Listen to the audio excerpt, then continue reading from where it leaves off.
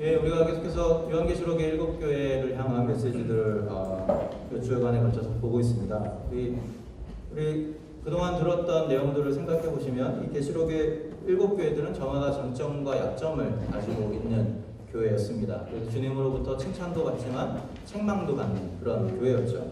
유일하게 책망이 없이 칭찬만 받은 교회가 딱 2교회가 있습니다. 저는 전에 살펴봤던 서머나 교회와 오늘 우리가 살펴볼 빌라델비아 교회입니다. 근데 흥미롭게도 이 2교회에 공통점이 있어요. 공통점은 뭐냐면 2교회 다 굉장히 별 볼 일 없고 보잘것없고 어려운 작은 교회였다는 것이죠. 서머나 교회를 향해서 주님이 뭐라고 말씀하십니까? 내 환난과 궁핍을 내가 아노라. 그 말은 서머나 교회의 성도들, 서머나 교회가 굉장히 큰 경제적인 어려움과 궁핍을 당하고 있었다는 것을 이야기를 하고 있고요. 오늘 빌라델비아 교회를 향해서 주님이 뭐라고 말씀하시냐면 내가 적은 능력을 가졌다라고 이야기합니다. 적은 능력을 가졌다. 그 말은 2가지 의미로 생각할 수 있습니다. 그 교회 자체에 그 성도의 수가 굉장히 작았다라는 것을 뜻하기도 하고요. 또 이 빌라델비아라는 지역에 있는 교회임에도 불구하고 그 지역 안에서 아무런 영향력도 또 아무런 유명세도 없는 알려지지 않는 그냥 평범하고 작은 공동체에 불과했다라는 것을 의미합니다. 어떻게 보면 오늘날 우리의 관점으로 보기에는 별로 칭찬할 것 없어 보이고 별로 존경할 만한 것 없어 보이는 그런 교회입니다. 그런데 주님은 바로 이 2교회만을 책망할 것이 없는 칭찬할 교회로, 책망할 것이 없는 온전한 교회로 주님이 말씀하셨다는 것이죠. 그럼 주님이 이런 교회들을 칭찬하신 이유가 무엇인가 하는 것입니다. 주님 왜 이런 교회들을 칭찬하십니까? 이 질문에 대해서 오늘 본문이 분명한 답을 이렇게 줍니다. 우리 3장 8절 뒷부분의 후반절을 보면요. 이렇게 말씀하십니다. 내가 내 행위를 아노니 내가 적은 능력을 가지고도 내 말을 지키며 내 이름을 배반하지 아니하였다. 주님이 그들을 칭찬하신 이유는 그들이 아주 작은 능력만을 가지고 있었지만 그럼에도 불구하고 주의 말씀을 지켰고 주님의 이름을 배반하지 않았기 때문이라는 것이죠. 이 말씀을 통해서 주님의 칭찬의 기준이 무엇인지 우리가 알 수 있습니다. 오늘날 우리가 생각하는 칭찬받는 교회 또는 인정받는 교회, 이런 교회들은 대부분의 경우 어떤 영향력이 있는 교회들을 우리가 칭찬합니다. 뭐 교인 수가 많든지 아니면 뭐 많은 재정을 그 선교나 구제를 위해서 사용한다든지 그래서 사람들에게 널리 알려졌다든지 뭐 교육이 잘 돼 있다든지 이런 교회들 우리가 칭찬하고 또 존경하고 사람들이 그런 교회들을 바라보고 또 이렇게 하기죠. 그런데 계시록에서 이 말씀을 하시는 주님은 교회가 가지고 있는 영향력에 대해서는 별로 관심이 없으세요. 그 교회가 얼마나 대단한 영향력을 가지고 있는지 별로 관심이 없으십니다. 주님이 중요하게 생각하는 유일한 한 가지는 그 그리스도인들이 또는 교회가 정말로 신실하게 살고 있는가. 주님은 그것만 바라보신다는 것이죠. 주님의 말씀을 지키고 있고 주님의 이름을 배반치 않는 삶을 살아간다면 비록 영향력이 없어도 뛰어난 사역의 열매가 없어도 주님은 칭찬하십니다. 그러나 반대로 아무리 유명세를 타고 있고 사람들의 부러움을 사는 교회 그리스도인이라 할지라도 신실함을 잃어버린다면 주님은 책망하신다는 사실이죠. 오늘 이 본문에서 주님의 말씀을 지키는 것과 주님의 이름을 배반치 않는 것을 강조하시는 이유가 있습니다. 그것은 이 빌라델비아 교회가 처한 상황 때문인데요. 이 빌라델비아 교회 안에는 신실한 믿음을 지키기엔 굉장히 어려운 외부적인 상황들이 있었습니다. 우리 이것을 이해하기 위해서 이 빌라델비아 교회 또 빌라델비아라는 도시의 배경을 좀 먼저 설명을 드려야 하겠습니다. 이 빌라델비아라는 말은 여러분 잘 아시는 것처럼 형제사랑이라는 의미를 가지고 있습니다. 미국에도 필라델피아 교회가 있잖아요. 그 똑같은 이름인데요. 그 이름의 기원은요. 이 당시에 고대의 빌라델비아 지역에 다스리던 왕 중에 필라델푸스라는 왕이 있었는데 그 왕과 그 동생 사이에 굉장히 아주 특별한 우정의 관계들을 유지했던 형제가 있었습니다. 그래서 그들의 그런 우정, 우애, 형제를 기념하기 위하여서 필라델피아라는 이 이름으로 그 도시의 이름을 지은 것이죠. 이 필라델피아 지역에서 역사상 가장 어려웠던 시기는 AD 17년에 소아시아 전체에 걸쳐서 일어난 지진 때문에 필라델피아도 많은 어려움을 겪었습니다. 특별히 필라델피아는 그 지진의 진원지에 가장 가까운 지역이었다고 해요. 그래서 다른 지역도 다 피해를 봤지만 필라델피아의 가장 어려운 뭐냐면 진원지에 가까웠기 때문에 지진이 난 이후에도 계속해서 여진이라고 그러잖아요. 계속해서 그 울림이 계속해서 있었던 거예요. 그래서 당시에 그 요세푸스나 역사가들의 기록에 따르면 이 빌라델비아 지역은 지진이 끝난 다음에도 한동안을 집 안에 사람들이 머물지 못하고 집 바깥에서 공터에서 거기서 지내고 살았다라는 기록이 남아 있습니다. 이렇게 큰 위기를 이제 이들이 극복하는 데 있어서 결정적인 역할을 하는 사람이 당시의 황제였습니다. 황제가 자신의 돈을 많이 투자를 해가지고 이 지역에 다시 재건될 수 있도록 도와줬어요. 그래서 그것에 대한 감사의 표시로 이 빌라델비아라는 지역에 자신의 이름을 한동안은 이렇게 새로운 이름으로 바꿨습니다. 어떤 이름이었냐면 네오시저리아라는 이름으로 바뀌었습니다. 시저가 그 황제를 이야기하잖아요. 그러니까 네오시저리아, 황제의 새로운 도시라는 이름으로 그 도시의 이름을 바꿀 정도로 황제에 대한 그런 존경심 뭐 이런 것들이 가득한 그런 도시였던 것으로 보입니다. 근데 오늘 본문에서 빌라델비아 교회들이 겪었던 구체적인 어려움은 황제 숭배나 뭐 이런 것들로 인한 어려움보다는 유대인들의 핍박과 공격 때문이었던 것으로 보입니다. 오늘 본문에 구체적으로 나오지 않지만요. 오늘 본문의 내용과 당시의 시대적인 정황을 살펴볼 때 우리가 한 가지 알 수 있는 사실이 있습니다. 유대인들이 그리스도인들, 특별히 교회 성도들을 정치적이고 종교적인 여러 가지 그런 면에서 핍박했다라는 사실입니다. 먼저 이 유대인들은 이 기독교인들의 황제 숭배를 거부하는 사람들 중에 하나였습니다. 그래서 그것을 빌미로 하여서 로마 제국에게 계속해서 고발하는 일들을 해왔습니다. 그렇게 한 이유에 대해서 제가 몇 주 전에 설명을 드렸지만 다시 간략하게 말씀을 드리면요. 그 당시 로마 제국 안에서 황제의 숭배 의식을 합법적으로 면제받을 수 있는 유일한 사람들은 유대인들이었습니다. 그들의 유일신 사상을 로마가 인정을 했고 서로의 거래 관계가 있었기 때문에 그들만 합법적으로 그것을 면제당했어요. 그렇기 때문에 유대인들은 그 자신들의 신앙을 지키면서도 핍박이나 갈등 없이 아주 경제적으로도 또 사회적으로도 굉장히 괜찮은 지위를 유지하면서 살아갈 수 있는 사람들이었습니다.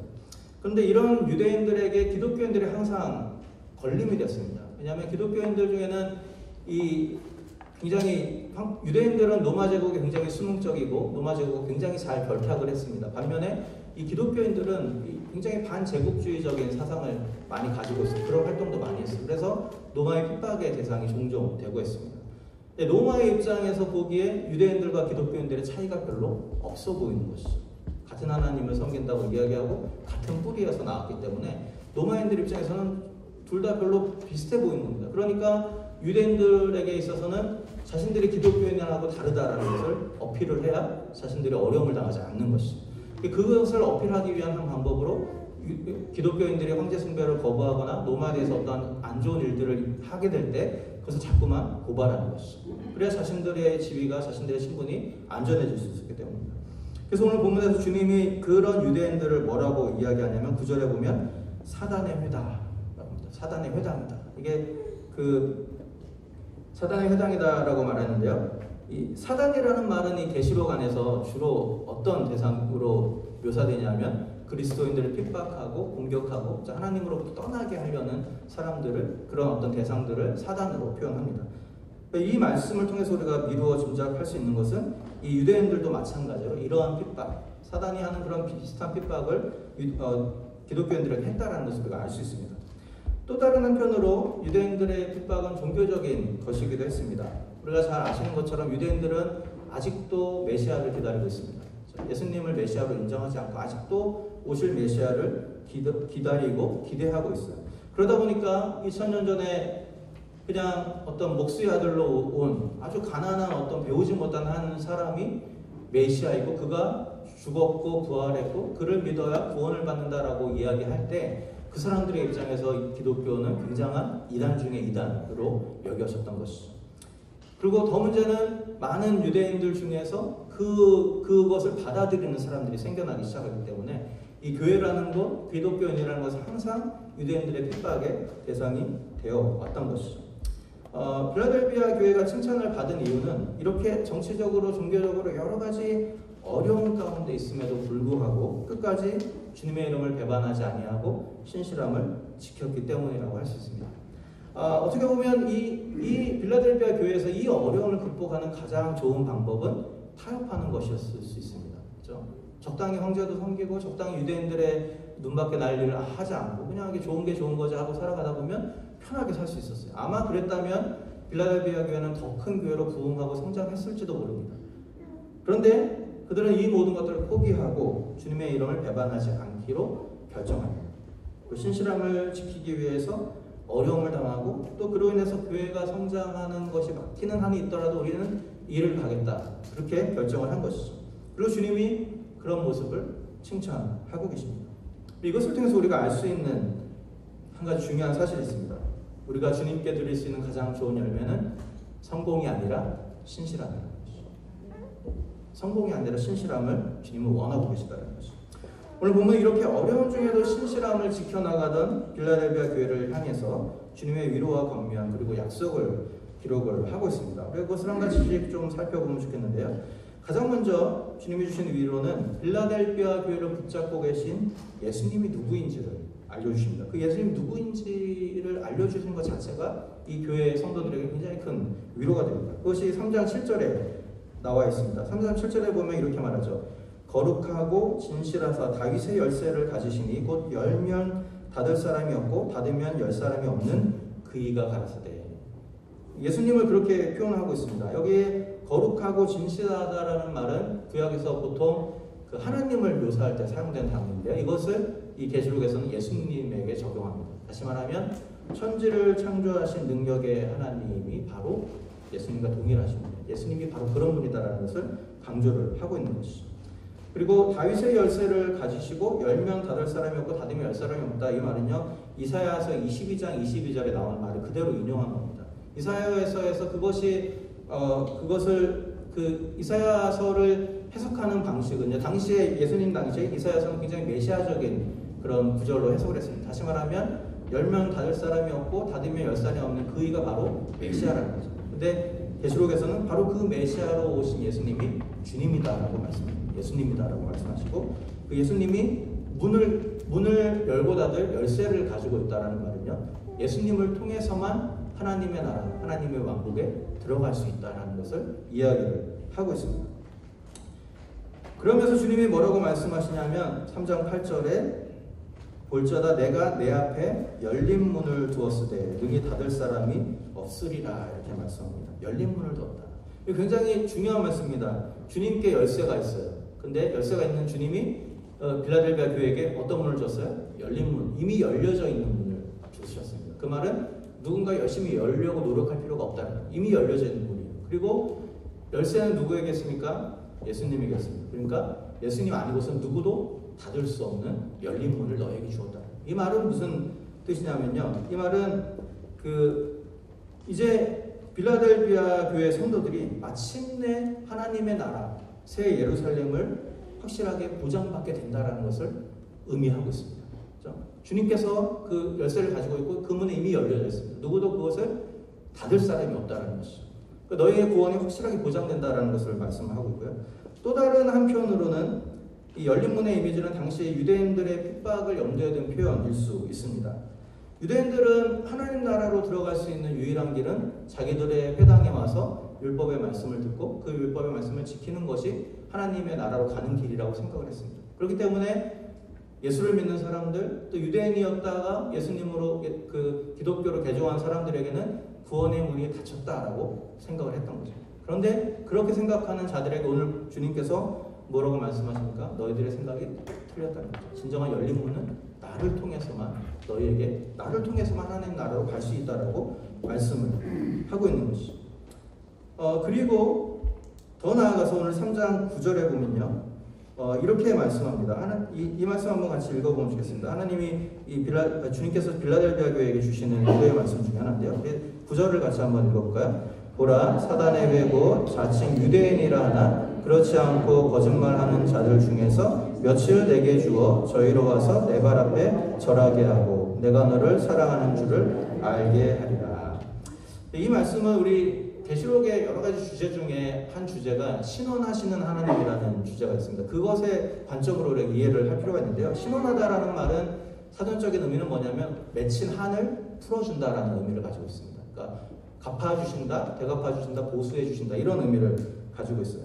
계시록을 읽어보면요, 계시록에서 하나님이 주시겠다고 하신 모든 심판의 그 목적은 뭐냐면 억울하게 죽임을 당한 순교자들의 그런 그들의 아픔들, 그들의 원한을 갚아주기 위해서 악인들에게 주시는 것이 바로 계시록의 심판입니다.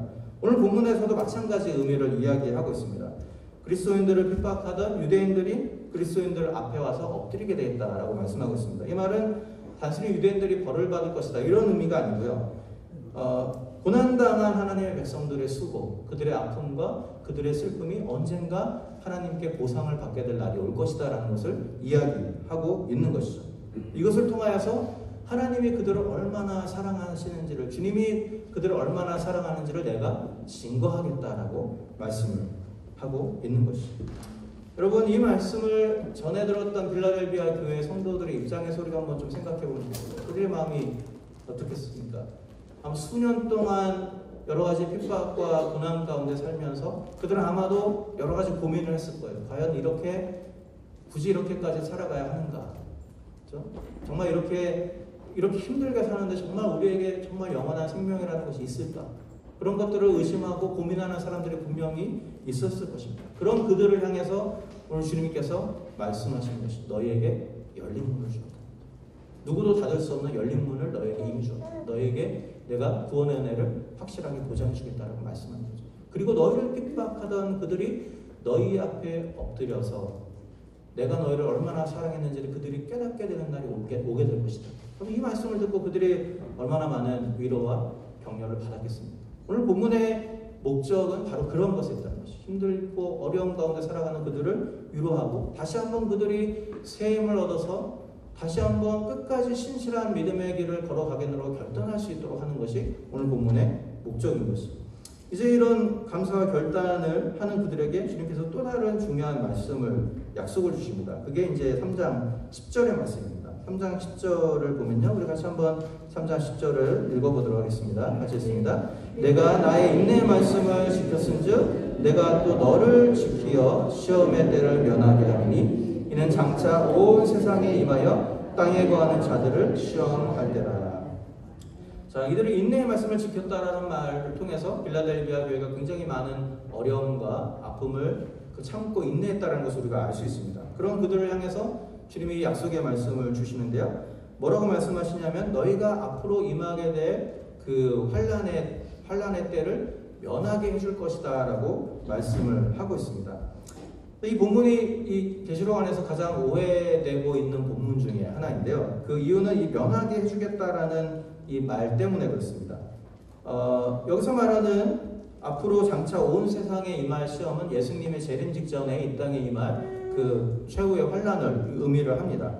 그런데 이 시험의 때를 면하게 해주겠다고 말씀했기 때문에 특별히 계시록이 휴거를 말하고 있다라고 생각하는 분들은 이 본문을 어떻게 생각하냐면 그들이 이미 휴거돼서 하늘로 올라갔기 때문에 이 땅에서 겪는 환난과 어려움은 당하지 않는다라는 것을 말한다라고 이야기를 합니다. 제가 휴거에 대해서는 다음 주에 정확하게 말씀을 드리겠지만 어쨌든 한 가지 우리가 기억해야 될 것은 뭐냐면요. 오늘 계시록을 잘 읽어보면 계시록에서는 어디에서도 하나님을 믿는 백성들이 환난과 어려움으로부터 면제될 것이라고 말한 적이 없어요.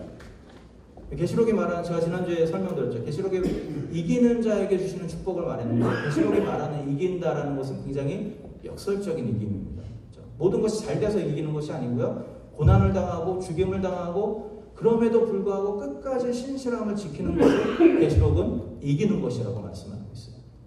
예수님을 이기는 자로 표현합니다. 왜 예수님이 이기셨습니까? 예수님 어떻게 이기실 수 있었죠? 죽으셨다가 부활했기 때문에 이겼습니다. 예수님의 죽음이 없으면 예수님이 이길 수 없는 상황 가운데 있는 것이죠. 예수님의 이김 자체가 굉장히 역설적인 이김입니다. 마찬가지로 그리스도인들의 이김, 그리스도인의 신앙생활을 계시록은 굉장히 역설적인 것으로 이야기를 하고 있는 것이죠. 고난을 당하기 때문에 승리하는 것이고 죽기 때문에 사는 것이 계시록이 말하는 그리스도인의 삶입니다. 그렇기 때문에 오늘 본문에서 말하는 것이 환난을 면하게 해주겠다는 것이 아무런 환난도 당하지 않도록 다 막아주겠다라는 의미가 아니라는 것을 우리가 생각해 볼 수 있고요. 더 중요한 것은요, 이 환난을 면하게 해주겠다, 환난으로부터 면하게 해주겠다라는 말이요, 이 헬라어의 하나의 동사와 전치사로 이루어진 겁니다. 직역하면 영어의 keep from에 해당하는 거예요. keep이라는 동사와 from이라는 전치사를 사용해서 쓴 이 구절인데요. 중요한 것은 이 전치사와 이 동사의 조합이 신약 성경에 딱 두 번 맞는 장입니다. 하나는 오늘 본문이고 다른 하나는 요한복음 17장 15절입니다. 이 페이지를 한번 띄워주시면 좋겠는데요. 예, 요한복음 17장 15절을 자세히 읽어보면요, 이렇게 말씀합니다. 예수님의 기도인데요. 예수님이 뭐라고 기도하냐면, 내가 또한 너를 지키어 시험의 때를 면하게 요한복음 17장 15절. 내가 비옵는 것은 저희를 세상에서 데려가시기를 위함이 아니요 오직 악에 빠지지 않게 보존하시기를 위함입니다. 자, 지키어 면하게 한다, 빠지지 않게 보호해준다. 둘 다 동일한 동사와 동일한 전치사를 사용했습니다. 근데 요한복음 11장의 15절의 내용이 무엇입니까? 예수님이 기도하시는 것은 너희를 세상으로부터 데려가겠다고 내가 말하는 게 아니다라고 말씀하시죠. 이 세상에는 악이 항상 존재합니다. 그런데 예수님이 제자들을 위해서 기도한 것은 너희는 이 세상에 있을 거라는 거죠. 악이 존재하는 이 세상에 있을 겁니다. 다만 내가 너희에게 약속하는 것은 그 악 때문에 너희가 좌절하지 않고 넘어지지 않고 실족하지 않을 수 있도록, 악이 너를 뒤덮지 못하도록 내가 보호해 줄 것이다 라고 말씀을 하고 있는 것입니다. 이 말은 너희는 악이랑 상관없는 삶을 살겠다라는 의미가 아닙니다. 그들은 악한 세상 가운데 있을 것입니다. 그러나 주님께서 악한 세상 가운데서 그들을 보호해 주겠다는 의미인 것이죠. 이 구절과 계시록 전체의 주제들을 생각해 볼 때 오늘 본문이 말하는 것도 비슷한 의미라고 생각이 됩니다. 그들의 시험을 완전히 면해주겠다. 시험으로부터 격리된 삶을 살겠다는 것이 아니고요. 우리의 삶은 항상 시험 가운데 있는 것입니다. 그런데 그 시험이 우리를 넘어지지 않도록, 실족하지 않도록, 우리를 죽음의 멸망에 이르지 않도록 주님께서 지켜주시겠다라고 말씀을 하고 있는 것이죠. 사실 그것이 우리 그리스도인들의 실존이죠. 우리는 예수를 믿음으로 말미암아 이미 하나님 나라의 백성이 된 사람들입니다. 바울이 그래서 하늘의 시민권자라고 이야기를 합니다. 그런데 우리가 하늘의 시민권자라고 해서 이 땅에서 겪게 되는 여러 가지 고통과 아픔으로부터 우리가 다 면제됩니까? 그렇지 않습니다. 이 땅에 사는 동안 우리가 비록 하늘의 시민권자라 할지라도 질병을 갖게 되고요, 경제적으로 어려움을 갖게 되고요, 원하지 않는 사건들을 당하게 될 수 있습니다.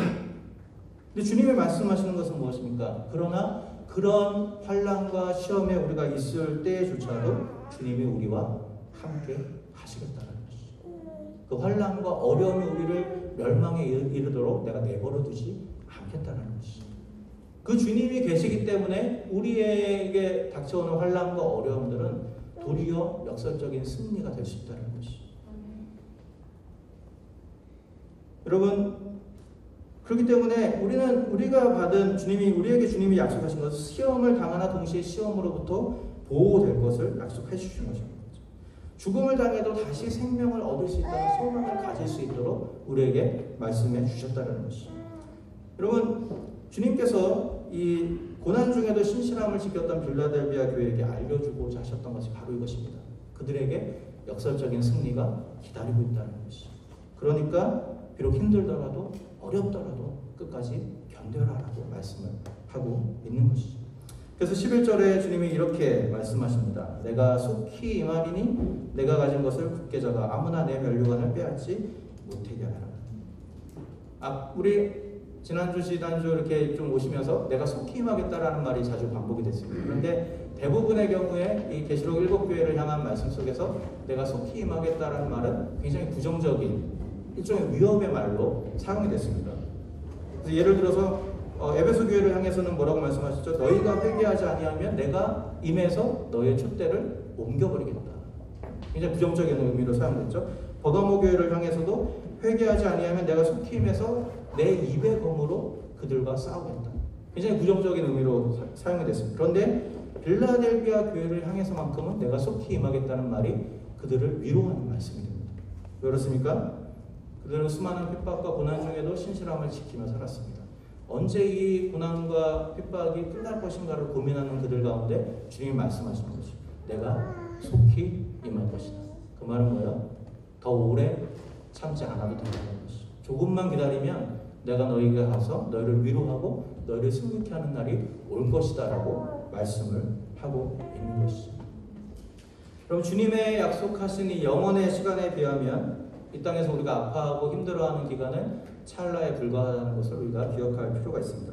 그렇기 때문에 내가 속히 오시겠다, 내가 속히 오겠다라는 주님의 말씀을 우리가 깊이 새겨볼 필요가 있는 것이죠. 이 말은 어차피 곧 종말이 올 텐데 이 땅에서 열심히 살면 이런 것을 말하기 위해서 하신 말씀이 아니라는 것입니다. 이 말은 주님이 속히 오실 것이기 때문에 지금 조금 힘들어도 어려워도 믿음을 지키며 살아가는 것이 부담이 되어도 포기하지 말고 끝까지 믿음의 길을 걸어가라는 것이죠. 조금만 더 견디라는 것입니다. 그러면 너에게 준 면류관을 누구도 빼앗아가지 못하게 될 것이다 라고 말씀을 하고 있는 것이죠. 여러분, 그렇기 때문에 오늘 우리의 믿음의 삶을 걸어갈 때 비록 믿음의 삶을 살아가는 것이 힘들고 어렵다 할지라도 끝까지 그 길을 걸어갈 수 있는 저와 여러분 되시기를 바랍니다. 그래야 오늘 주님이 말씀하신 것처럼 우리에게 주신 면류관을 빼앗기지 않는 복을 얻게 된다는 것이죠. 이제 마지막으로 주님께서 이 빌라델비아 교회를 향한 종말적인 축복을 약속합니다. 우리 12절 말씀인데요. 우리 한번 같이 읽어보도록 하겠습니다. 같이 읽습니다. 이기는 자는 내 하나님 성전의 기둥이 되게 하리니 그가 결코 다시 나가지 아니하리라. 내가 하나님의 이름과 하나님의 성 곧 하늘에서 내 하나님께로부터 내려오는 새 예루살렘의 이름과 나의 새 이름을 그 위에 기록하리라. 모든 일곱 교회를 향한 메시지의 마지막은 이기는 자에 대한 축복을 담고 있습니다. 그런데 오늘 본문에 사용된 그 축복이 가장 길어요. 가장 길고 가장 여러 가지를 약속하고 있습니다. 네 가지에 대해서 이야기를 하는데 이 네 가지의 축복이 다 따로따로 다 각각 다른 것을 의미하는 것은 아니고 이 네 가지가 총체적으로 하나로 한 가지를 가리키고 있다는 것을 여러분들이 기억을 하면서 오늘 본문을 살펴보면 좋겠습니다. 우선 하나님의 성전의 기둥이 되어주겠다라고 말씀하셨습니다. 성전의 기둥에 대해서 여러 가지 설명이 있지만 가장 기본적인 뜻은 뭐냐면요. 성전의 기둥이 되게 해주겠다는 말은 성전의 중요한 일부가 되게 해주겠다는 말입니다. 계시록에서 성전은요, 사실은 건물로서의 성전을 의미하지 않습니다. 계시록에서의 성전의 의미는 하나님이 임재하시는 곳, 그것을 상징하는 것이 바로 성전입니다. 그래서 구약시대 성전도 마찬가지입니다. 성전 자체가 중요한 것이 아니고 그 성전에 하나님이 임재하시기 때문에 그 성전이 중요했던 것이죠. 근데 중요한 것은 계시록의 21장에 가면요, 새하늘과 새 땅이 임하면서 하늘로부터 거룩한 성 새 예루살렘이 내려옵니다. 근데 새 예루살렘을 바라볼 때 그 새 예루살렘 성 안에 요한이 바라보니까 한 가지 중요한 특징이 있습니다. 그 새 예루살렘 성에는 성전이 더 이상 없다라고 이야기합니다. 왜 성전이 없는지 아세요? 거기에 뭐라고 표현되어 있냐면 하나님과 어린 양이 성전이시기 때문이다. 그러니까 새 예루살렘은 성전이 필요 없어요. 왜냐하면 새 예루살렘 성 전체가 하나님이 임재하시는 곳이 되기 때문에 그렇습니다. 더 이상 성전이 필요 없는 거죠. 다시 말하면 그렇기 때문에 성전의 기둥이 되어주겠다는 말은 뭐냐면 그때 새 예루살렘이 임하게 될 때 모든 성도들이 거기에 임한 하나님과 어린 양과 일체가 되어서 그곳에 친밀한 교제를 누리면서 살게 될 것이다라는 것을 이야기를 하고 있는 것이죠. 또 그가 결코 다시 나가지 않게 될 것이다 라고 말하는데요. 이것은 두 가지로 해석이 가능할 것 같습니다. 먼저는 그들이 하나님 안에 이제 거하게 될 것이기 때문에 다시는 그 밖으로 나가지 않게 될 것이다. 다시 말하면 구원의 확실성에 대해서 이야기하는 것일 수도 있고요. 아까 제가 서론에서 잠깐 말씀드린 것처럼 빌라델비아 지역은 지진으로 인해서 그 여진의 여파로 인해서 많은 사람들이 오랫동안 집 안이 아닌 바깥에서 생활할 수밖에 없었던 그런 역사적인 배경이 있다고 말씀드렸습니다. 그 역사적인 배경을 생각해 볼 때 아마도 이 말씀은 더 이상 그들이 두려운 심판을 받지 아니하고 하나님의 보호를 받게 될 것이다라는 의미로 우리가 받아들일 수 있겠습니다. 둘 중에 무엇을 취하든지 간에 둘 다 똑같은 내용입니다. 주님께서 그들을 결코 버리지 아니하시고 그들의 구원을 확실하게 보장해 주겠다라는 말씀을 하고 있는 것이죠. 또 하나님의 이름과 하늘에서 내려오는 새 예루살렘 이름과 예수님의 새 이름을 그 사람 위에, 이기는 자 위에 기록해 주겠다라고 말씀하셨습니다.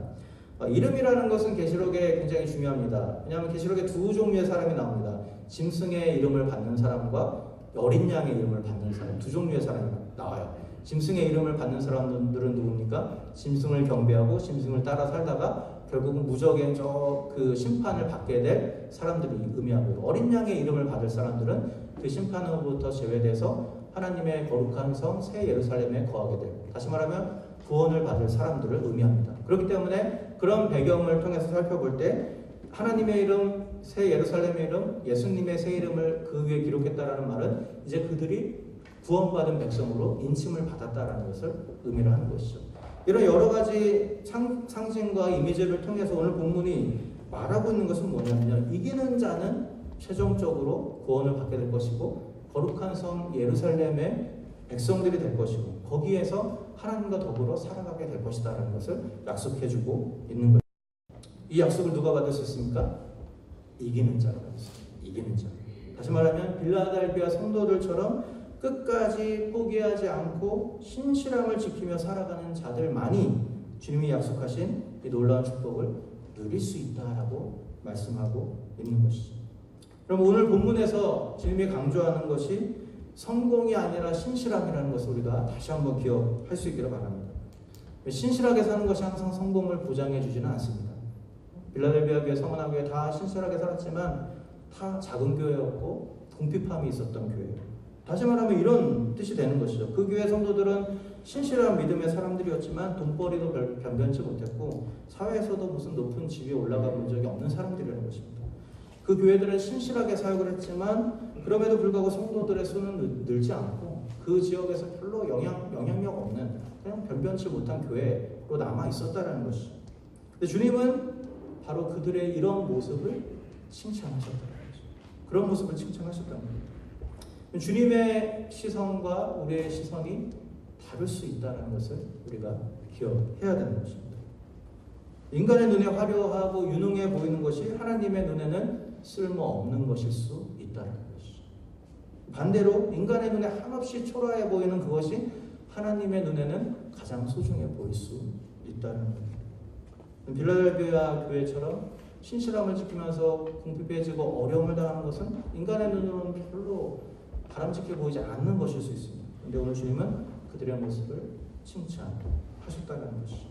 그렇기 때문에 우리 빌라델비아 교회 성도들처럼 우리도 마찬가지로 성공이나 탁월함을 추구하기보다는 신실함을 추구하는 주의 백성들이 되어야 하겠습니다. 물론 기독교인들 중에 탁월한 사람들이 있어야 됩니다. 성공한 사람들이 있어야 돼요. 그런데 오늘 본문이 말하고 있는 것은 이런 것입니다. 신실함을 희생하면서까지 성공할 필요는 없다는 것이죠. 신실함을 희생하면서까지 탁월해져서는 안 된다는 것이죠. 오늘 본문은 바로 그것을 이야기하고 있는 것이죠. 계시록에서 말씀하시는 신실함은 주님을 왕으로 인정하는 것입니다. 주님이 왕이기 때문에, 우리의 주인이기 때문에 어떠한 상황에서도 그 주인 아닌 다른 것을 섬기지 않겠다고 고백하는 것이 계시록이 말하는 신실함인 것이죠.